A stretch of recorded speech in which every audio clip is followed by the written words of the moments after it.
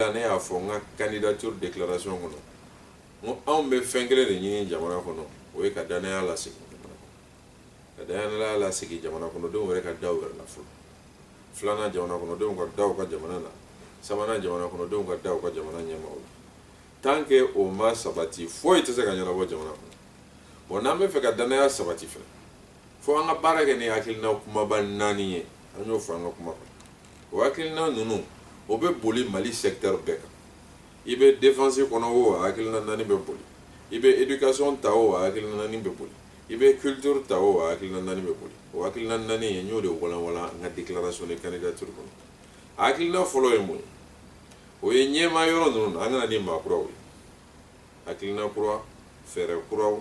ko kuraw ko kɛcogo kuraw wa kɛrɛnkɛrɛnnenya la fɛnɛ an y'an janto denmisɛnw fɛnɛ ka ye sanfɛ yɔrɔ la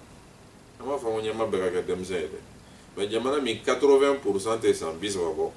ce n'est pas normal o jamana ɲɛma yɔrɔ 80% ka caya ni san 70 ye o de ye bi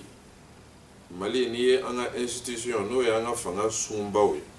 o ye 8 ye an ka constitution kɔnɔ a 7 o ɲɛmaw ka ca ni san 70 min yɛrɛ tɛ san 70 bɔ n'o ye premier ministre ye o ma jan san 70 la parce que o ye san 66 ye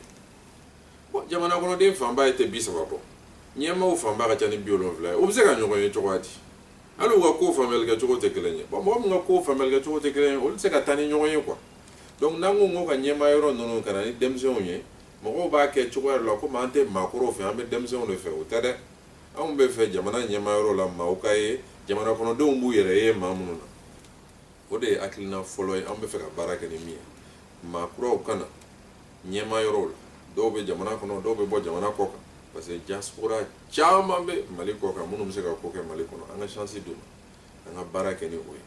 o hakilina in bɛ boli Mali secteur bɛɛ kan komi n y'a fɔ cogoya min na Mali secteur bɛɛ mago bɛ kurakurali la o ye hakilina fɔlɔ ye an bɛ fɛ ka baara kɛ ni min ye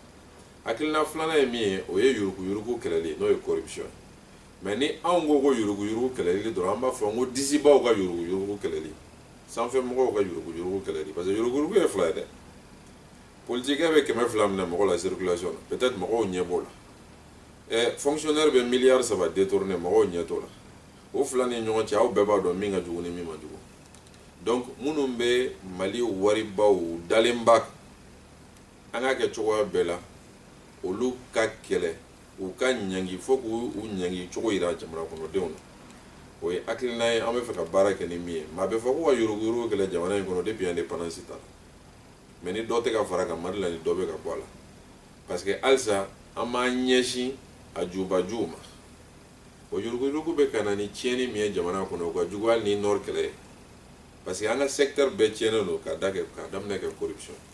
donc anw bolo ka corruption kɛlɛ sanfɛ corruption a bɛ boli Mali secteur bɛɛ kan o ye filanan ye sabanan ye min ye ka jamana nimayɔrɔ lajigin dugumala la jamana kana kɛ komi jamana bɛɛ ye Bamako ye a ka décentraliser Maliyɛn fanba tɛ Bamako bi mais Bamako bɛ komi Mali ni fɛn bɛɛ bɛ yan n'i bɛ fɛ ka furakɛ Mali la f'i ka na Bamako n'i bɛ fɛ ka kalan f'i ka na Bamako n'i bɛ fɛ ka baara sɔrɔ f'i ka na Bamako n'i bɛ fɛ ka wari sɔrɔ f'i ka na Bamako n'i bɛ fɛ ka fanga sɔrɔ f'i ka na Bamako i bɛ fɛ ka fɛn o fɛn sɔrɔ Mali kɔnɔ n'i ma na Bamako i t'a sɔrɔ Maliyɛn fanba dun tɛ Bamako donc an ka fɛɛrɛ tigɛ Maliyɛnw sigilen bɛ yɔrɔ min na jamana kɔnɔ parce que Maliyɛn ma wusa ni Maliyɛn u mago bɛ min na u k'o sɔrɔ u sigiyɔrɔ la ka sɔrɔ u ma wuli ka b'u sigiyɔrɔ la donc o tɛ se ka kɛ fo an ka fanga lajigin ka na commune niveau la région niveau la an ka sɔrɔ lajigin ka na commune niveau la région niveau la olu yɛrɛ ka kɛ sababu ye maaw ka se ka ji sɔrɔ maaw ka courant sɔrɔ maaw ka kalan maaw ka furakɛ maaw ka baara sɔrɔ maaw ka wari sɔrɔ ka sɔrɔ u ma b'u sigiyɔrɔ la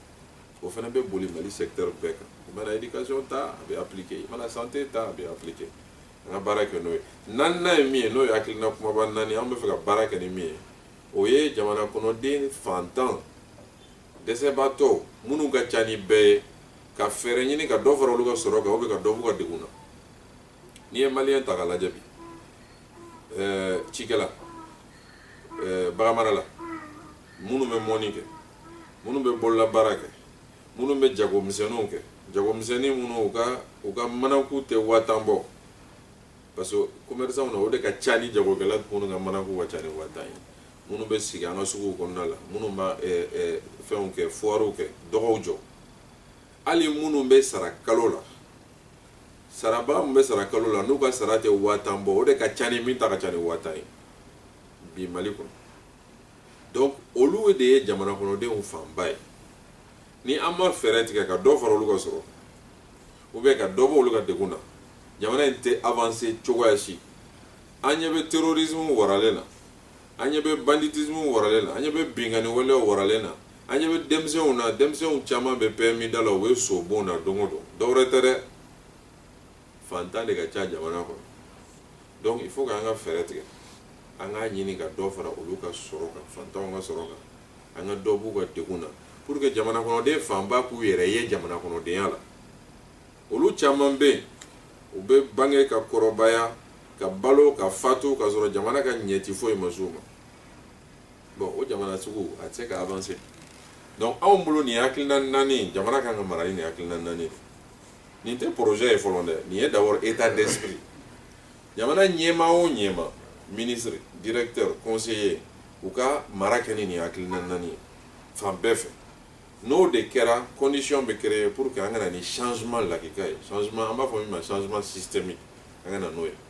mais n'an ma baara kɛ ni nin ye toujours maa kelenw bɛ ɲɛmaa yɔrɔ la u hakili b'u poche de la u hakili tɛ maa wɛrɛ la